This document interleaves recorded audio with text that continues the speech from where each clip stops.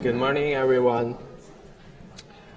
Today I'm going to introduce my Capstone project, supervised by Dr. Sean Thomas. The title is Can Hydrological Function and Vegetation Cover of Felled Green Roofs Be Restored with Wood-waste-derived Biochar? And my external supervisor is Rhoda. This is the outline of my presentation, including background, objectives and hypotheses, methods, results, discussion, conclusion, and recommendation, and acknowledgements. For the background, it includes benefits of green roofs, extensive and intensive green roofs, degradation of extensive green roofs, and biochar application in vegetation restoration. We know that green roofs are a part of urban green infrastructure and have many benefits. For example, filtering urban pollutants like air pollutants and pollutants entering urban systems through rainfall, and mitigating urban heat island effect and save more energy. They can also reduce flood threat through holding more rainfall, and they can be potential habitats for wildlife and provide aesthetic beauty. Depending on design and management methods, green roofs may be considered as extensive green roofs, intensive green roofs, or semi-intensive green roofs. Extensive green roofs and intensive green roofs are currently mainly used. And here are some differences between extensive and intensive green roofs, including substrate, depth, plant community, maintenance, and cost. Extensive green roofs are easier to degrade due to the severe environment stresses and little management. For example, green roofs are facing high light intensity and high wind speed, and there's no shade for green roofs on the top of constructions. At the same time, for extensive green roofs, there are also not much maintenance to alleviate the stresses. Our study is to restore failed extensive green roofs through biochar application and develop them into intensive green roofs. Biochar is a kind of charcoal derived from organic waste materials, mainly used for soil amendment. And here are the pictures of unprocessed biochar. There are many benefits of biochar in vegetation restoration. For example, biochar is a good source of carbon storage. They can also absorb salts and toxic metals to improve soil properties. And they can alleviate drought stress through holding more water. So we used biochar to help restore the failed extensive green roofs. Compared with previous studies, we are going to develop intensive green roofs through restoring failed extensive green roofs. At the same time, we considered the wind loss on the roofs, which is an important factor in reality. To mitigate wind loss, we applied heavier biochar, named the pelletized biochar, or used a dust control agent, Entac, to stabilize the unprocessed biochar. Entac is a kind of pumpage motion which can be used to stick small particle-sized biochar and soil together. These are our objectives. First, to explore the influence of biochar on green roofs water discharge. Second, to investigate the hydrological function of different biochar treatments under different rainfall intensities. Then, to examine effects of biochar treatments on vegetation growth of green roofs, and to explore effects of Entac on stabilizing unprocessed biochar. Here are the hypotheses. Green roofs with biochar will have better hydrological performance, and plants will grow better with biochar addition. Mixing treatments will hold more water, and surface unprocessed biochar will have less impacts on green roofs. My methods part include treatment design, hydrological experiment, vegetation restoration experiment, and data analysis. We set up 6 biochar treatments. They are pelletized biochar on surface, unprocessed biochar on surface, unprocessed biochar on surface with Entac and control, and pelletized biochar mixed in the soil and unprocessed biochar mixed in the soil. Here are the numbers of replicates in each biochar treatments. And for vegetation experiment, we planted native species and transplanted stone crops. We did not plant on green roofs with biochar mixed treatment. Here are pictures of pelletized biochar and unprocessed biochar. We can see the particle size of pelletized biochar is much bigger than unprocessed biochar. And here are 2 types of biochar applied on the surface of green roofs. And the dosage of biochar in our project is 20 tons per hectare. Then we designed a small-scale simulated rainfall system to conduct simulated storm events. We settled the water box at the top and produce a certain amount of water to the green roof, and the discharge from the green roof would be collected through the water collection trench. This is the rainfall curve of extreme storm event, a 30-minute rainfall event using our simulated system. And the total water input volume was around 3,600 ml, which is 15 millimeters depth in our green roofs. Through the hydrograph, we found more than half of rainfall was in the first half duration, and the distribution is uniform. And this is the rainfall curve of a moderate storm, a 15-minute simulated rainfall with a total volume of 2,000 ml and the depth of 8.33 millimeters. The distribution is similar to the extreme storm. It's a uniform distribution. And this is the distribution of rainfall intensity in Toronto. Red zones are frequency of our moderate storm and extreme storm. From this graph, we know the moderate storm in our study is more frequent than the extreme storm.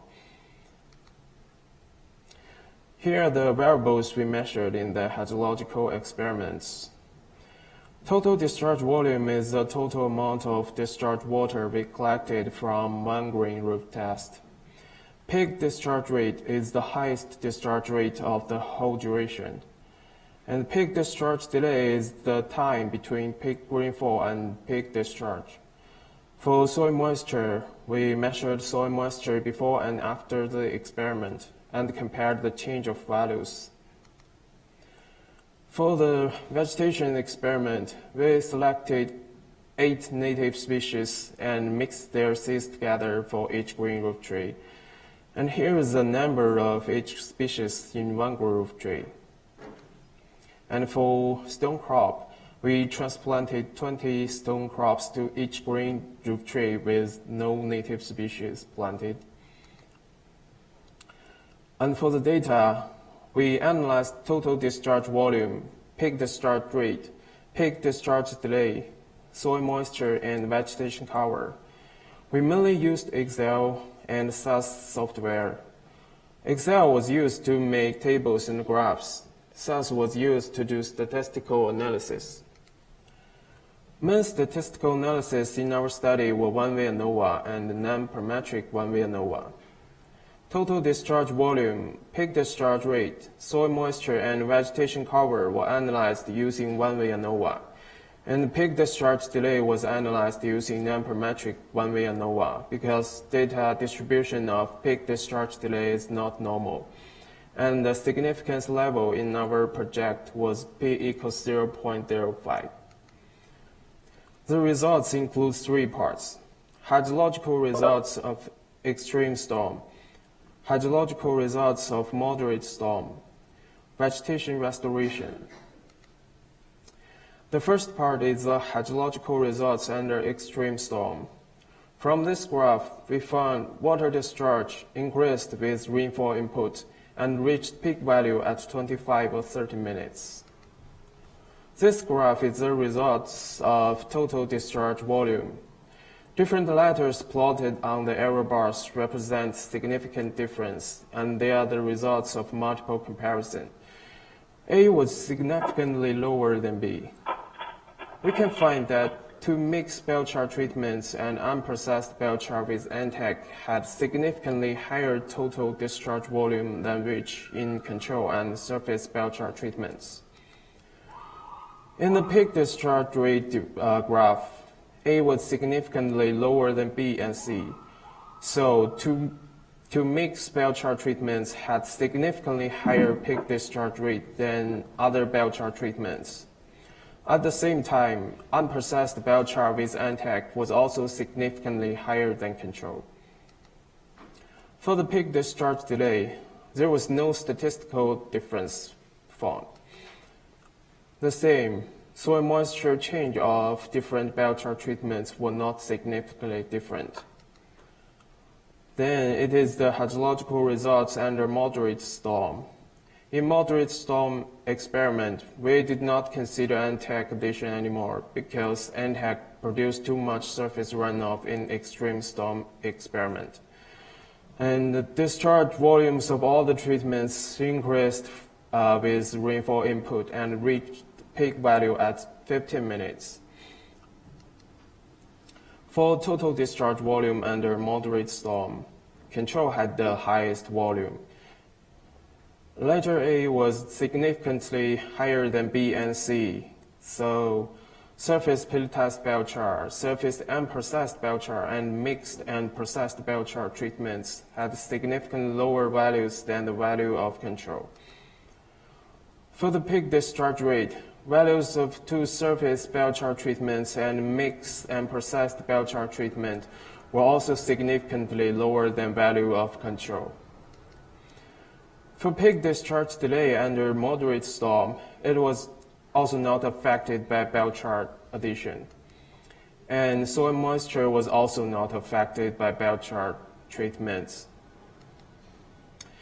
And for vegetation restoration, we observed vegetation covers of green roofs on September 4th and September 19th. For native species, there was no significant difference in both two surveys, but surface pelletized biochar treatment had a better growth trend than other treatments. In stone crops, the results are similar. Surface pelletized biochar treatment had a better growth trend, but results were not significant. Through the results, we mainly discussed 3 points. Biochar effects on hydrological function of green roofs, biochar effects on vegetation growth, effects of Entac addition. Through the hydrological results, we found that in moderate storm, biochar treatments performed well in reducing water discharge. And in extreme storm, biochar treatments did not or negatively influence water discharge. So we think biochar can reduce water discharge in a certain range of rainfall intensity. But the specific range requires a further study to explore. On the other hand, surface biochar treatments performed better than mixed biochar treatment in both two rainfall intensities because surface biochar treatments had less discharge volumes and lower discharge rates than which in mixing biochar treatments. It is likely because that mixing biochar disturbed the soil structure and destroyed dead root systems of failed extensive green roofs. Previous studies have shown that vegetation root systems can enhance the soil structure and improve the soil hydrological properties. We found that environmental disturbance and difference of biochar properties were likely the reasons of our vegetation results. We used the surface seeding and applied slurry to stick seeds on the surface of green roofs. It is likely that seeds stuck on pelletized biochar were more stable, and seeds stuck on unprocessed biochar were easier to be blown away by wind, because unprocessed biochar was much lighter than the pelletized biochar. And for the biochar properties, different particle size biochar released a different amount of nutrients to soil and might cause the difference of vegetation germination and growth. And previous studies have demonstrated this point. And however, pelletized biochar had an increased growth trend, but the effect is not significant. So it requires a longer-term observation to further explore the biochar effects on vegetation restoration. And Entac was mainly used to stabilize unprocessed biochar to reduce wind loss in our project, but it did not perform well through the observations. In addition, Entac also caused more water discharge in extreme storm. And at the same time, Entac had no positive effect on vegetation restoration. So Entac application is not appropriate in our restoration project. And here are the main conclusions of our project. Surface biochar application is proper in this restoration project. Biochar did not significantly influence soil moisture and peak discharge delay. Biochar applications did not reduce discharge under extreme rainfall events. Some even caused more discharge. Surface pelletized biochar had a better growth trend of plants, and the pelletized biochar performed better in wind loss control. And this is our recommendation. Pelletized biochar on surface is currently the optimal biochar application in restoration project of failed extensive green roofs, because pelletized biochar on surface reduced total rainfall discharge, lowered peak discharge rate, and mitigated wind loss. At the same time, the short-term growth trend was also better than other biochar applications, and the surface treatment is easier to conduct in actual works. And at last, I want to say thank you to Dr. Sean Thomas, providing me the chance working in the lab and giving me many help through the project. And thanks to Melanie and the whole lab team who helped me a lot through the experiment. And thanks to Rhoda, who would like to be my external supervisor. And thank you, everyone.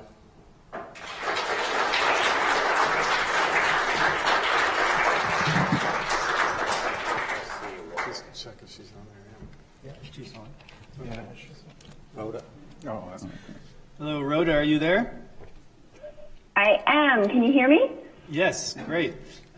Great. Do you have any questions for Yushen? Yeah, no, that would be great. Yushen, that was a wonderful talk. That was really well done. I really enjoyed it.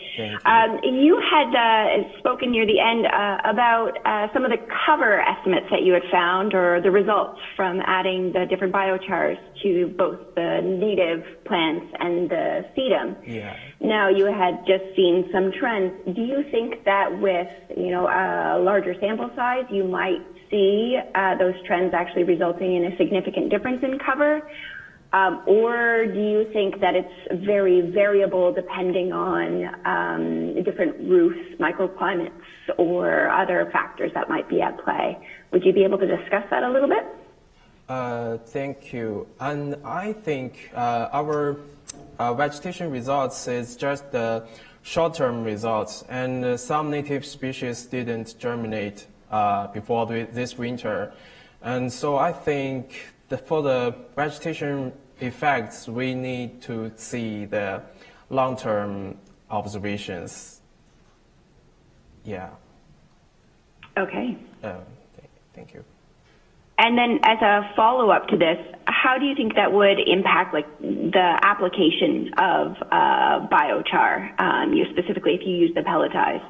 Would you recommend that people use live plants instead of waiting for germination, or would you recommend that they not determine whether it worked or not for, a year or 2 years or 3 years?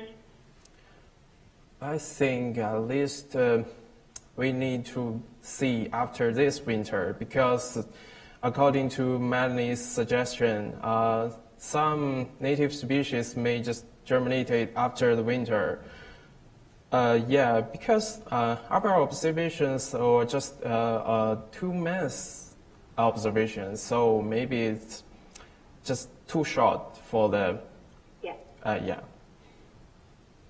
Okay, it's great that you've seen so much, even just with that short time period. So that's great. Thank you. Thank you. Okay. Sean?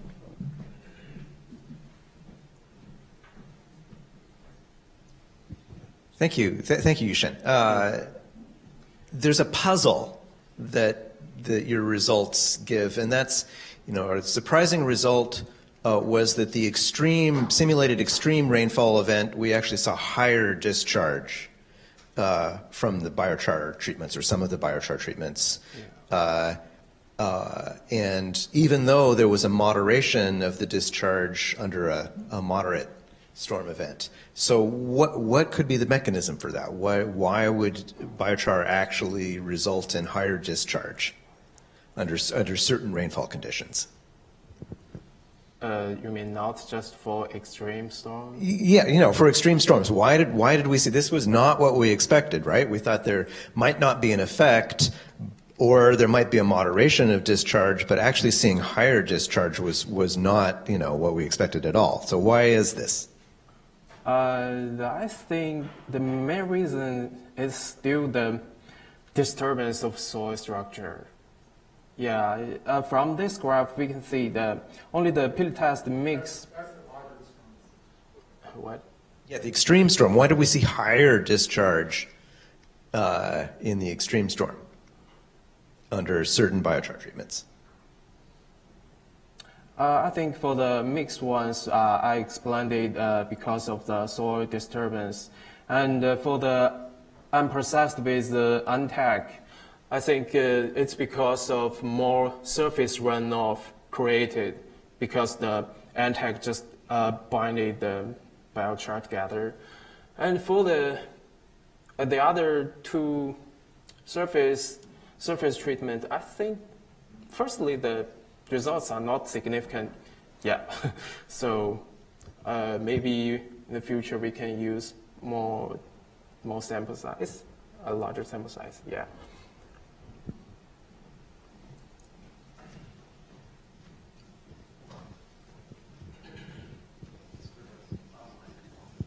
Great presentation, Yushen. Thank you. Following on for this discussion, you've said a few times about the control having an established soil structure and, in fact, the influence of roots on the long-term green roof performance.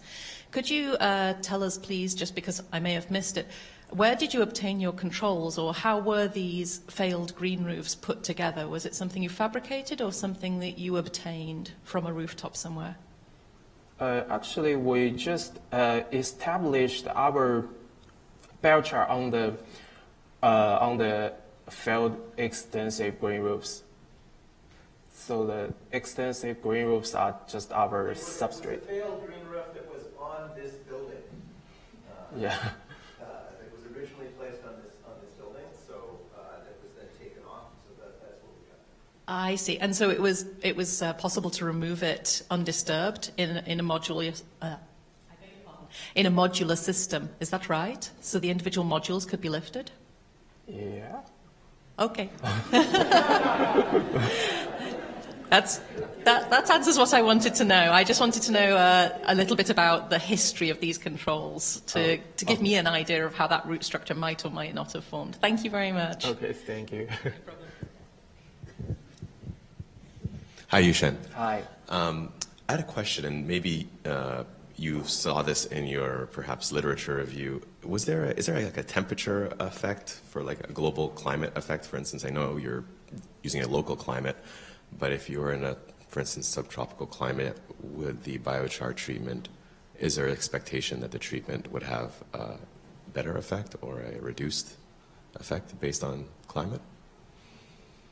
Well, based on climate, say temperature or relative humidity, like at a maybe higher temperature make the green roofs harder to survive, and biochar can help absorbing and storing some water, but I don't know if they can just store too much water in a hot temperature.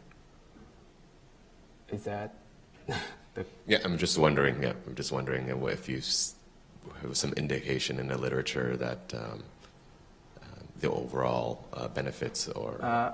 Actually, I saw some studies, but they didn't mention the climate too much. Sorry about that. Yeah, that's fine. Thank you. Thank you.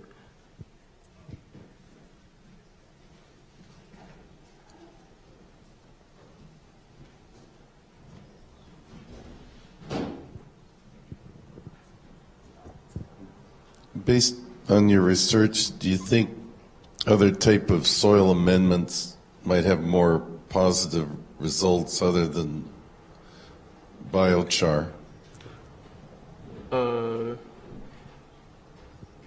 I'm not sure.